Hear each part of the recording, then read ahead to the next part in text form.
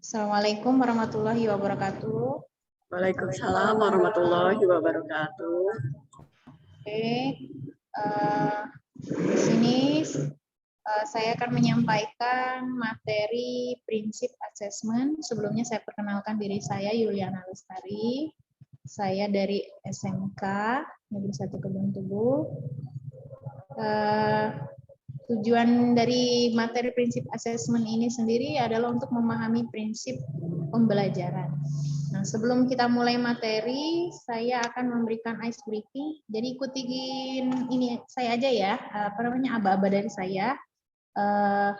Kita sedikit ada gerakan, tapi dengan kata-kata yang kalian bisa ikuti. Nanti kalau sudah paham, baru nanti kita praktekkan sama-sama. Saya senang, saya sehat. Saya senang, saya sehat. Jangan gitu aja ya. Tapi sambil tepuk tangan ya, diulang lagi. Saya senang, prok. Kemudian saya sehat, prok. Bisa? 2 itu aja ya.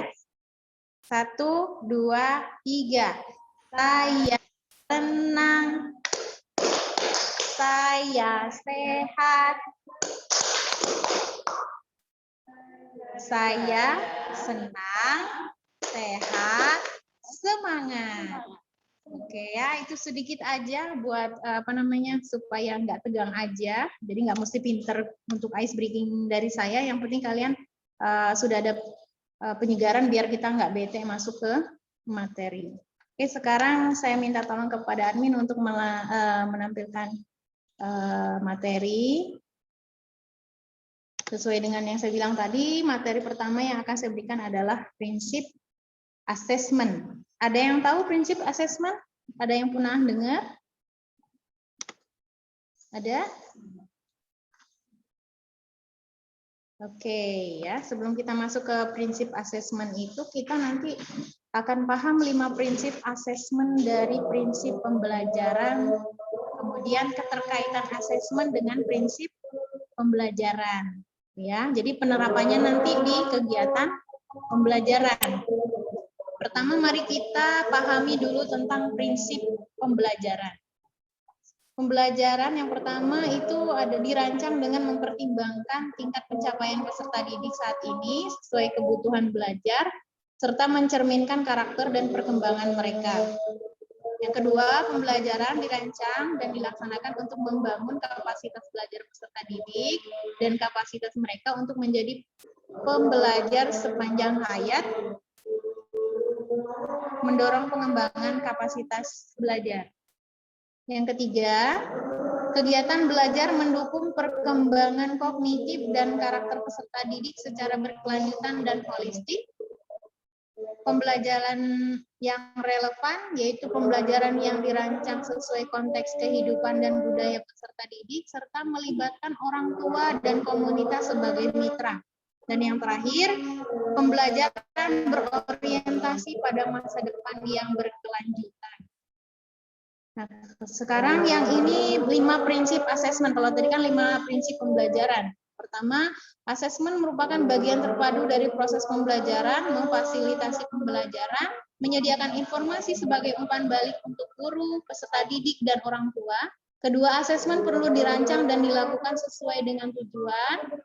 Ketiga, asesmen dirancang secara adil, valid, dan dapat dipercaya, memberikan informasi yang kaya bagi guru, peserta didik, dan orang tua mengenai kemajuan dan pencapaian pembelajaran, serta keputusan tentang langkah selanjutnya. Yang keempat, asesmen sebaiknya meliputi berbagai bentuk tugas, instrumen, dan teknik yang sesuai dengan tujuan pembelajaran yang ditargetkan. Yang terakhir, kelima, laporan kemajuan belajar dan pencapaian peserta didik bersifat sederhana dan informatif, memberikan informasi yang bermanfaat untuk peserta didik dan orang tua, dan data yang berguna untuk penjaminan dan peningkatan mutu pembelajaran. Berikutnya, di 5 prinsip asesmen ini merupakan bagian terpadu dari proses pembelajaran. Jadi dia asesmen ini bagian dari proses pembelajaran yang memfasilitasi pembelajaran, menyediakan informasi sebagai umpan balik untuk guru, peserta didik, dan orang tua. Jadi guru, peserta didik, dan orang tua itu di dalam prinsip asesmen itu dia menjadi satu kesatuan, tidak bisa dipisahkan. Nah, guru merancang pembelajaran berdasarkan hasil asesmen. Asesmen dikembangkan sejak awal perencanaan pembelajaran sehingga kegiatan asesmen terintegrasi dan berkaitan erat dengan pembelajaran, keterkaitan antara tujuan pembelajaran dengan asesmen yang dirancang. Jadi termasuk dengan kriteria penilaian hasil belajar siswa di kelas ya misalnya. Yang kedua, asesmen yang targetnya sesuai dengan kebutuhan belajar. Di sekolah kan ada yang di kota dan di perkampungan beda ya. Jadi materi yang ditargetkan sesuai dengan asesmen, sesuai dengan kebutuhan belajar. Ketiga, asesmen memberikan pengaruh pada apa dan bagaimana peserta didik dan juga sebaliknya. Jadi memberikan pengaruh nih, asesmen ini memberikan pengaruh kepada peserta didik dan juga kepada pemberi pembelajaran. Ya. Jadi asesmen sendiri ada beberapa bagian dari asesmen pembelajaran, kemudian ke perencanaan pembelajaran, dan baru masuk kepada kegiatan pembelajaran. Selanjutnya, 5 prinsip asesmen. Yang kedua, asesmen perlu dirancang dan dilakukan sesuai dengan tujuan.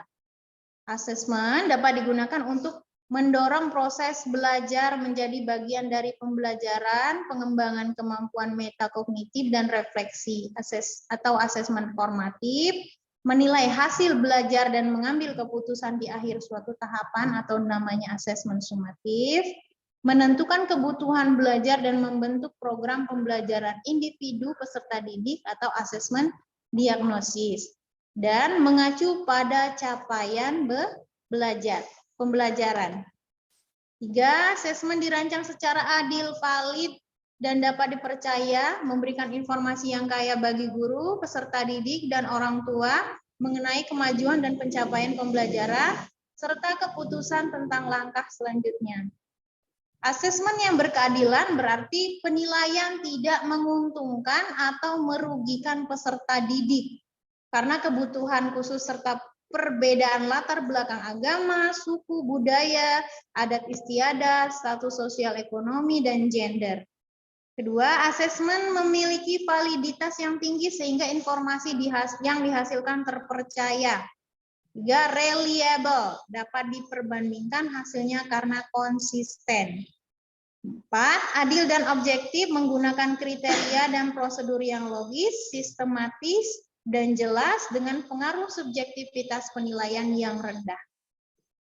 Keempat, asesmen sebaiknya meliputi berbagai bentuk tugas, instrumen, dan teknik yang sesuai dengan tujuan pembelajaran yang ditargetkan. Guru diberikan otonomi yang luas dalam merencanakan dan menggunakan jenis dan teknik asesmen dengan mempertimbangkan yang pertama karakteristik materi pelajaran atau mata pelajaran, karakteristik dan kemampuan peserta didik, capaian pembelajaran, tujuan pembelajaran, dan sumber daya pendukung yang tersedia. Jadi bisa menyesuaikan gitu ya. Jadi nggak harus sama dengan di sekolah lain kalau memang sumber pembelajarannya yang ada di sekolah itu seperti apa, dia bisa menyesuaikan. Yang kelima, laporan kemajuan belajar dan pencapaian peserta didik bersifat sederhana dan informatif, memberikan informasi yang bermanfaat untuk peserta didik dan orang tua, dan data yang berguna untuk penjaminan dan peningkatan mutu pembelajaran. Hasil penilaian memberikan makna yang relatif sama untuk semua mata pelajaran. Misalnya nilai 100 bermakna sama antara satu mata pelajaran dengan mata pelajaran lainnya. Laporan kemajuan belajar mengacu pada ketercapaian kompetensi berdasarkan hasil asesmen formatif, dan sumatif. Asesmen mudah dipahami dan memberikan informasi yang utuh bagi orang tua. Asesmen juga harus menjawab kebutuhan peserta didik akan umpan balik yang memotivasi untuk mengembangkan diri. Asesmen juga mudah dilakukan oleh guru. Selanjutnya, keterkaitan asesmen dengan prinsip pembelajaran. Pembelajaran dirancang dengan mempertimbangkan tingkat pencapaian peserta didik saat ini sesuai kebutuhan belajar, serta mencerminkan karakter dan perkembangan mereka. Asesmen dirancang berpusat pada kompetensi siswa. Jadi dirancangnya sesuai dengan kemampuan siswa ya, Ibu-ibu. Peserta didik dapat melanjutkan ke kelas di atasnya sesuai dengan ketercapaian tujuan pembelajaran yang dikelompokkan ke dalam kriteria mulai berkembang, mahir, dan sangat mahir. Jadi dikelompokkan jadi 4, berkembang, mulai berkembang, mahir, dan sangat mahir. Peserta didik memberikan intervensi sesuai dengan tingkat kompetensinya. Jadi dia memberikan tingkat kompetensinya itu sesuai dengan apa yang dia mampu menguasai materi pembelajaran. Pemberian intervensi dapat dilakukan sebelum pemberian laporan kemajuan belajar maupun saat pelaksanaan pembelajaran di tingkat selanjutnya. Ya. Kedua, keterkaitan asesmen dengan prinsip pembelajaran yang kedua. Pembelajaran dirancang dan dilaksanakan untuk membangun kapasitas belajar peserta didik dan kapasitas mereka untuk menjadi pembelajar sepanjang hayat. Yang pertama itu menanamkan growth mindset. Pola pikir bertumbuh, jadi berkembang ya. Jadi jangan mentok di situ-situ aja. Kalau mikirnya 1 tambah 1 sama dengan 2, besok 1 tambah 1 sama dengan 2. Tapi harus dikembangkan menjadi 1 tambah 2 sama dengan berapa. Jadi ada perkembangan. Pola pikirnya bertambah. Jadi pola pemahaman materinya juga berkembang. Untuk itu guru diharapkan mampu menerapkan prinsip pola pikir bertumbuh atau growth mindset tadi dalam asesmen sebagai berikut. Yang pertama, guru dan peserta didik perlu membangun budaya tidak takut salah dalam belajar. Jadi kalau salah itu nggak apa-apa daripada nggak bisa sama sekali.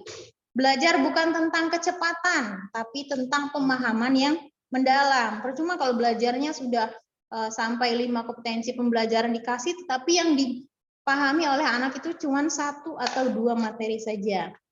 Ketiga, menerapkan penilaian diri, self-assessment, penilaian antara teman atau peer assessment, refleksi diri, dan pemberian umpan balik antar teman atau peer feedback.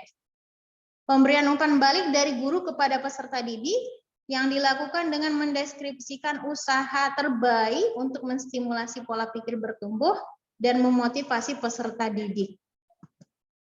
Ketiga, kegiatan belajar mendukung perkembangan kognitif dan karakter peserta didik secara berkelanjutan dan holistik. Asesmen sebagai bagian dari pembelajaran mencakup kompetensi pada ranah sikap, pengetahuan, dan keterampilan yang sangat terkait.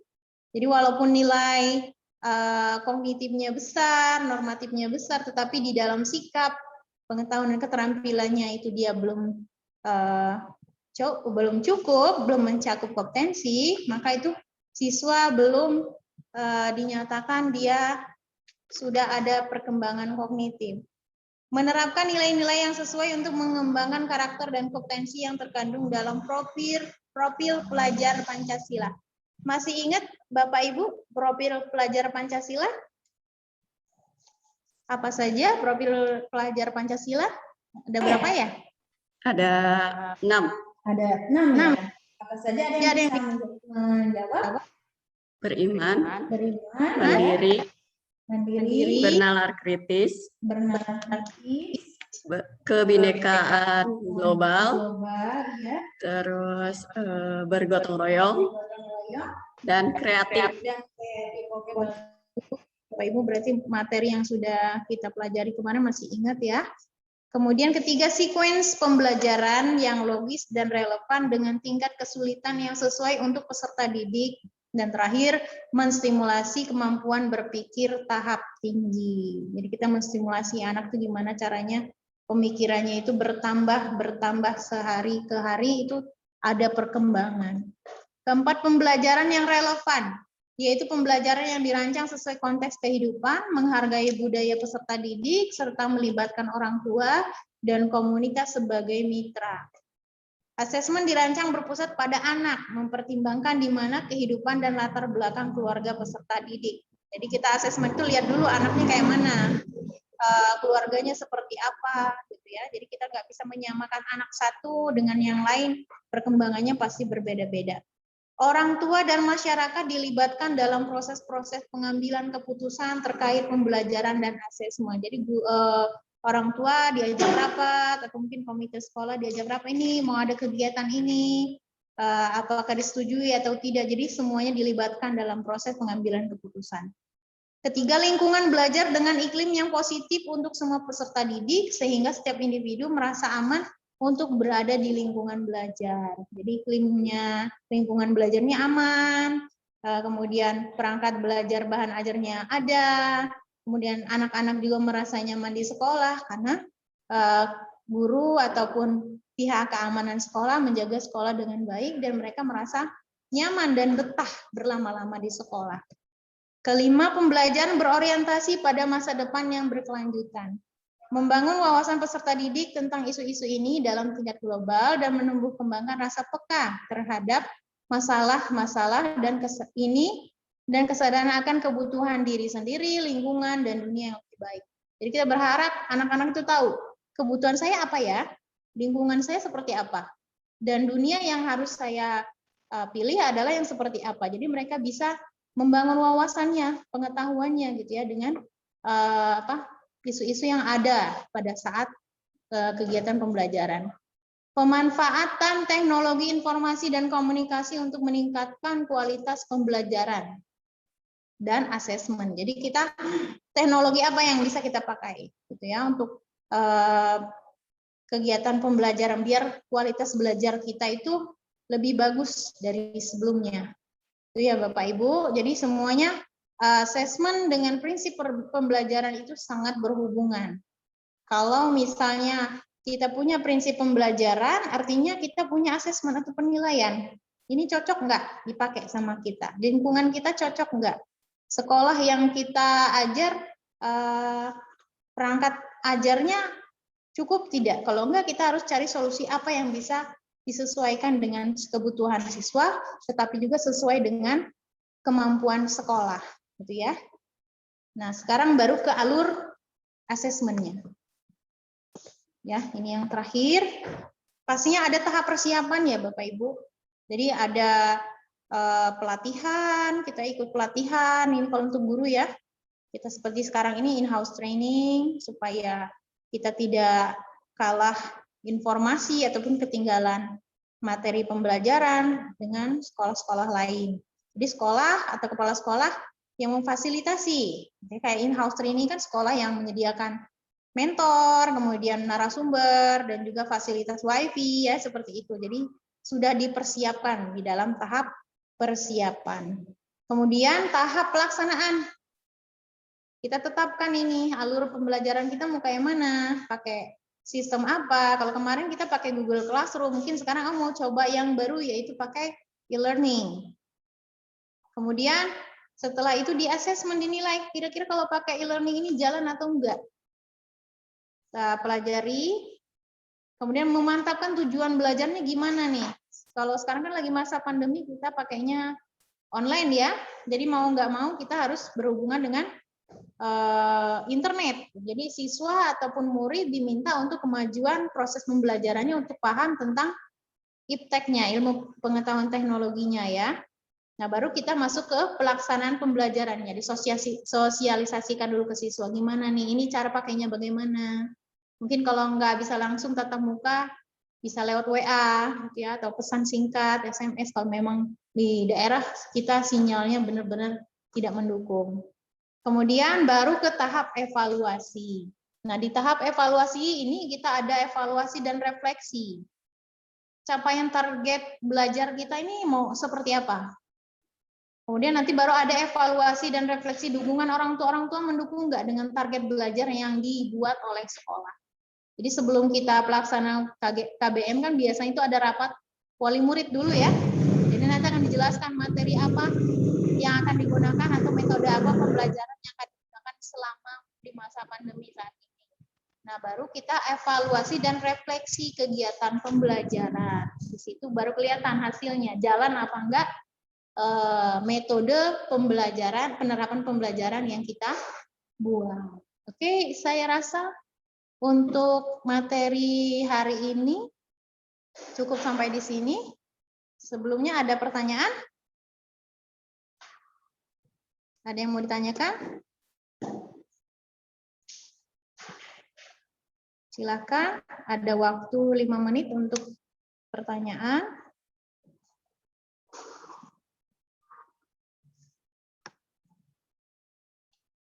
Apa saya yang menunjuk untuk pertanyaan? Oke, saya tunjuk aja ya kayaknya ya, biar menghemat waktu juga. Sukiyah, Ibu Sukiyah, siap? Siap? Atau Ibu Lisnawati aja ya? Ibu coba sebutkan 5 prinsip asesmen yang sudah saya jelaskan tadi.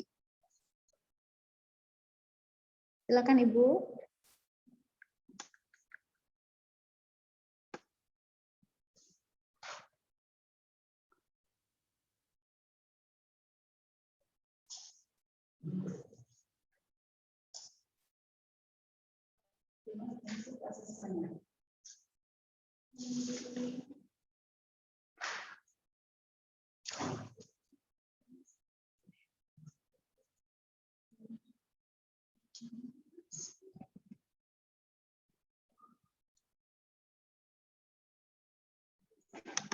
Gimana, ada yang bisa bantu?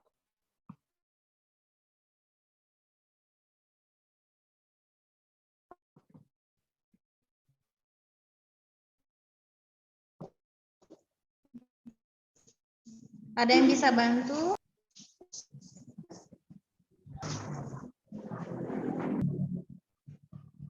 Oke, nanti kirim aja di chat ya Bu, jawabannya ya, 5 prinsip asesmen. Itu saya tunggu nanti jawabannya. Oke, sekarang karena waktunya sudah habis ya, kita sudah terbatas waktu, maka diskusi ini saya harap peserta IHT-nya sudah paham, sudah bisa menyimpulkan materi yang saya sudah kasih, yaitu adanya prinsip asesmen dan prinsip pembelajaran. Kemudian nanti di-share aja ya materinya di Google Classroom ya, supaya nanti bisa dipelajari kembali di rumah. Oke, saya akhiri. Assalamualaikum warahmatullahi wabarakatuh. Waalaikumsalam warahmatullahi wabarakatuh.